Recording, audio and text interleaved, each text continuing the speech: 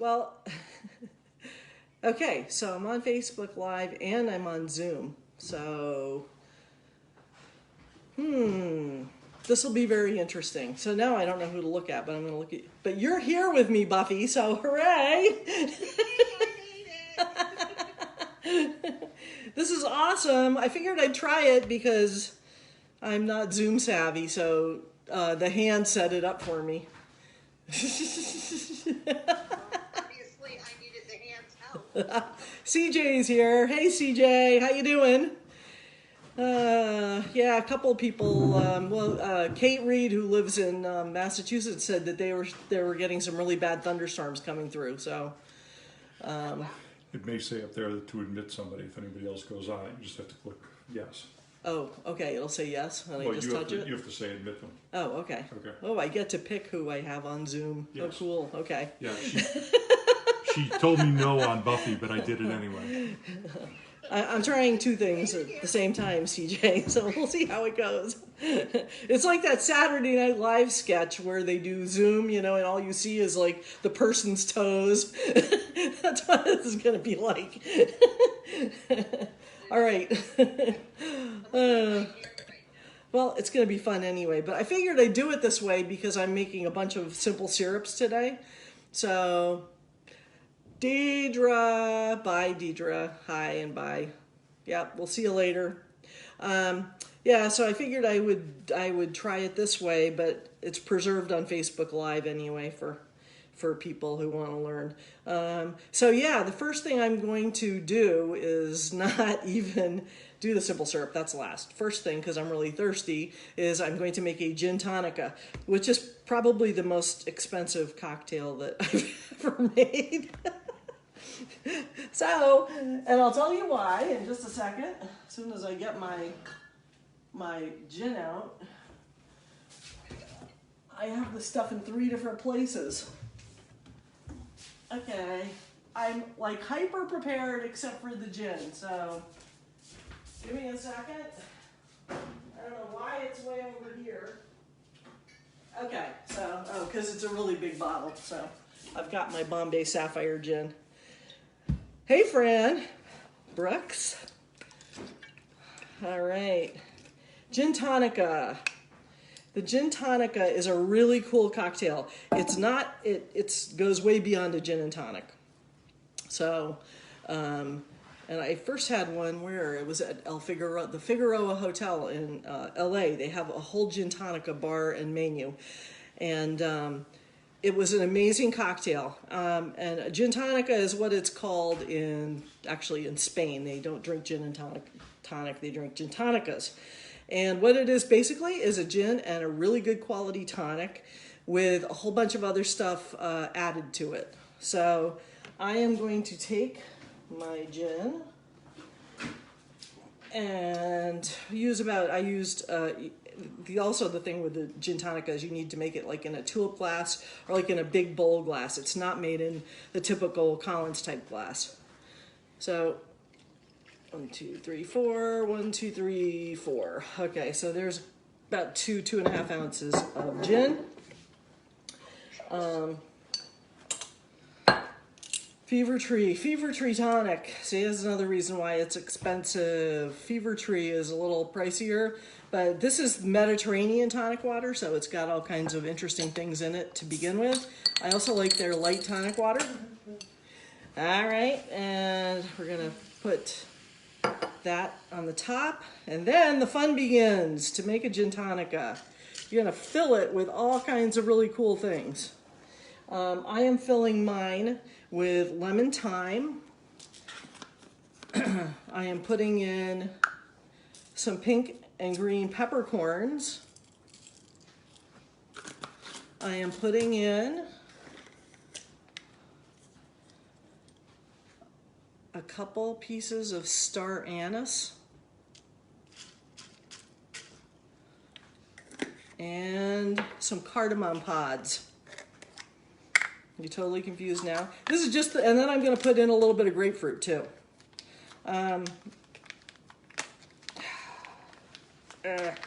Giving it to the hand to open for me. So not only is it a really beautiful gin and tonic, it just tastes so good. The peppercorns in it just give it a little zing. The thyme, the star anise gives it a little hint of like a licorice. Thank you. Okay, cardamom pods. These things are super, super duper strong. So I'm only going to put one in. All right, and I'm going to put in a little bit of grapefruit.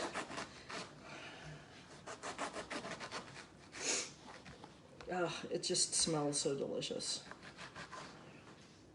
But you can do a gin tonica at home with anything that you have. Watermelon and peppercorns in with gin and tonic is delicious. You can do strawberry and basil. There.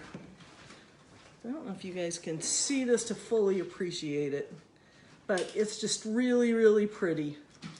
And it has so much more intense flavor. Oh, blackberries. Good idea. We'll throw a blackberry or two in there. I also have some blood orange, but I think the grapefruit is enough. So let's see, I can, thank you, CJ. I'm gonna, I want you to see it from the top. So hopefully you guys can see it. And from the side, it's really a beautiful gin and tonic. And it just packs so much more flavor to it. So the next time you're gonna make your gin and tonic, don't settle for boring old gin tonic and lime. Throw other stuff in it, and then you'll have a gin tonica. The El Figueroa actually takes their peppercorns and they soak them in a simple syrup, which is one thing I'm gonna be making in a minute. And then when they go into the gin and tonic, you can actually eat them because they're like the peppery, but they're also sugary. They've been soaked in syrup. So, and the other thing that helps too in this is to use crushed ice.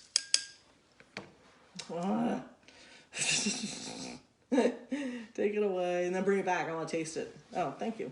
Okay. Mmm. Woo! That's delicious. Okay. That's the gin and tonica. Gin tonica, not gin and tonica. Okay, simple syrup. I am gonna make a few different kinds. I started a few hours ago. I put a big kettle on the stove, and I made a rich, simple syrup. So basically what that is 2 parts sugar to 1 part water. And you put it on just long enough to melt the sugar, and that's it. And then you take it off. So I have filled up 3 containers, and then I have one that is for my rhubarb simple syrup. My friend Cindy dropped off a huge batch of rhubarb today on my doorstep. So I reduced the rhubarb, and basically you just cover the rhubarb with water, just enough to cover it. Put in about a cup of equal amounts water to sugar. Boil the rhubarb down until it becomes soft.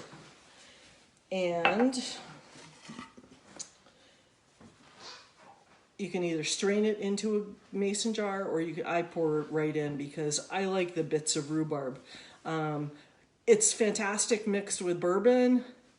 You just take 2 parts, 2 parts of the rhubarb simple syrup, 1 part rhubarb simple syrup to 2 parts of bourbon or rye, and a little bit of lemon juice, and you have a bourbon rhubarb sour.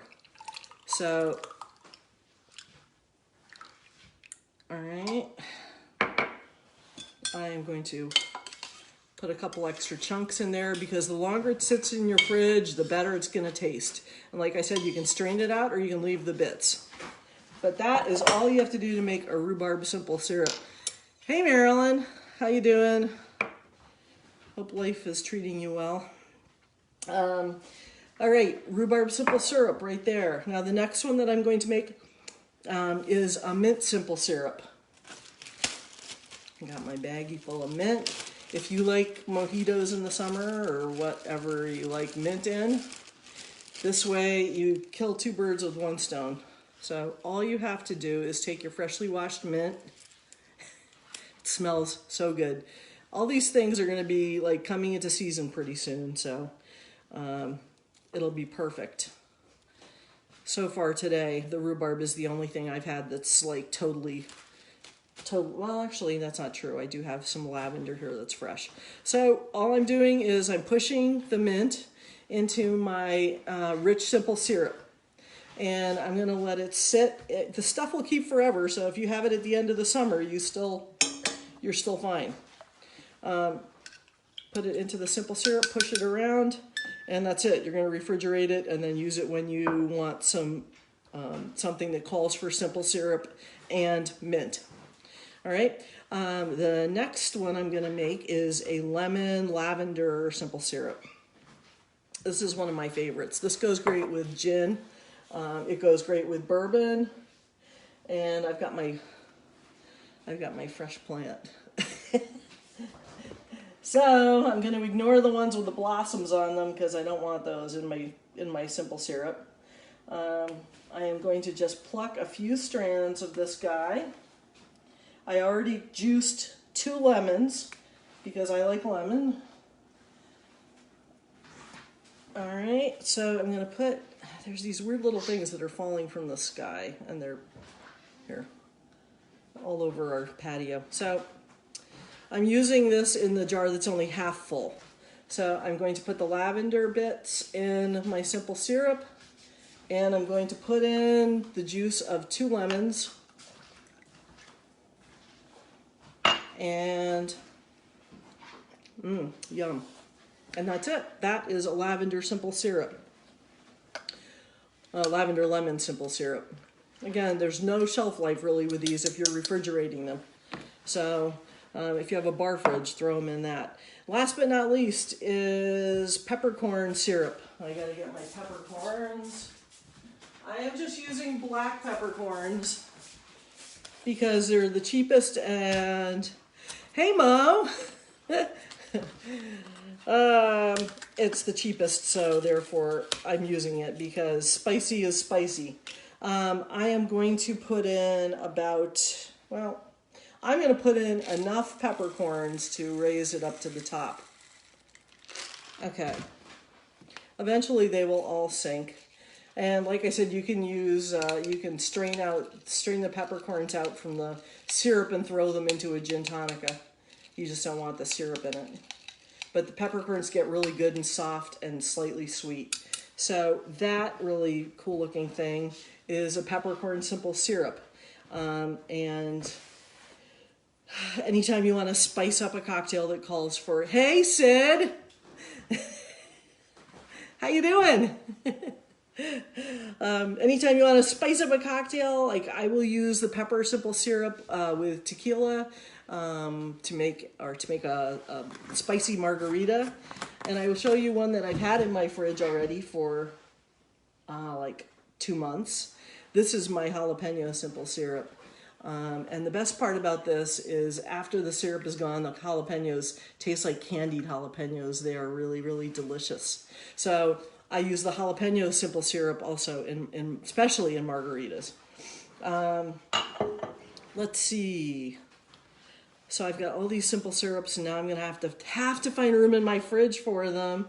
But it's so easy when a recipe calls for simple syrup. It's so easy just to either make your own and then try to like make different creations for yourself, depending on what you tend to use regularly in cocktails.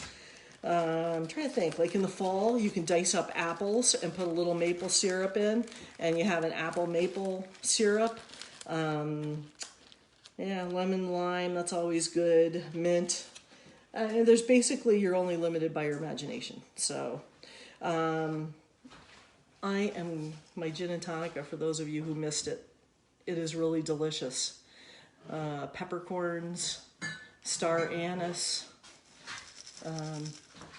cardamom pods, gin and tonic.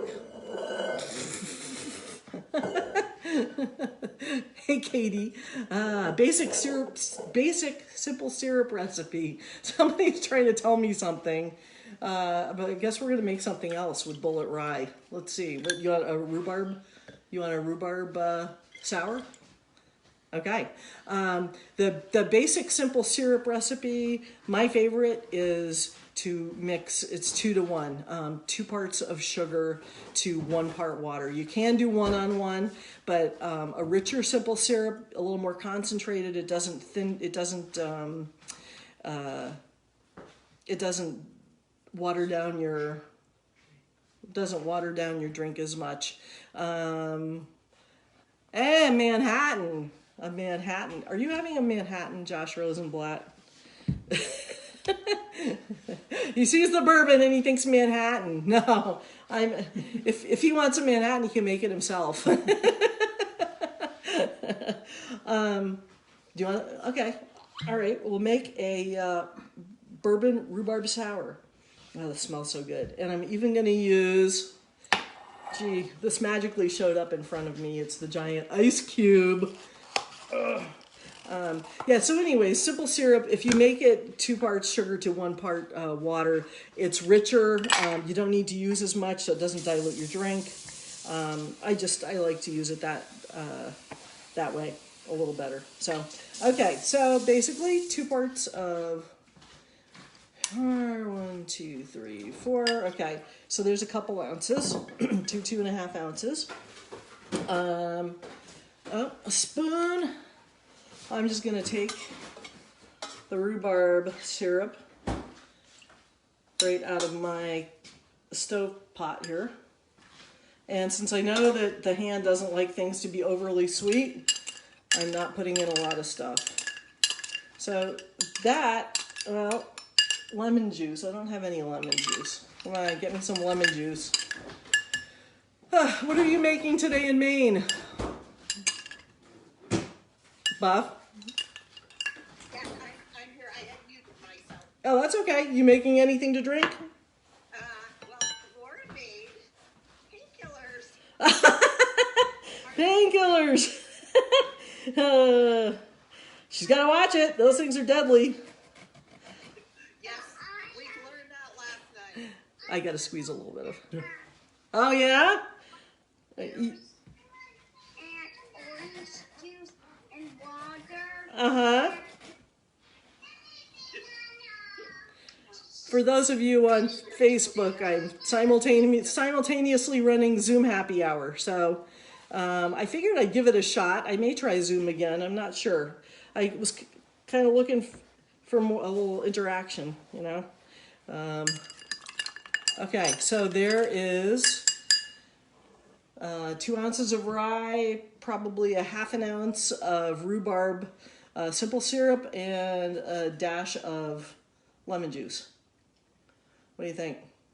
Well, the hand never talks. Oh, okay.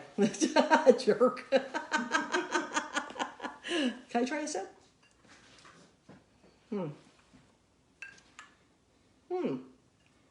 I would put a little more rhubarb syrup in it. Can I? Okay. I'm gonna put a little more rhubarb syrup in. Best part about the rhubarb syrup is then you can use it like on ice cream, whatever's left over. How many times do you stir it? 29 times! Why do you stir it 29 times? For each man on the Edmund Fitzgerald. Yay. 1, 2, 3, 4, 5, 6, blah, blah, blah, blah. Only thing that would have been better is if I had it playing in the background. Okay, cheers. Ooh, that's really good. Ooh, thank you. Hey, Shaz, how you doing? Yeah, so at some point I will do this again, and I'll try to do it on Zoom, and I'll let you guys have enough rhubarb Rob Roy's with rhubarb bitters. That sounds really good.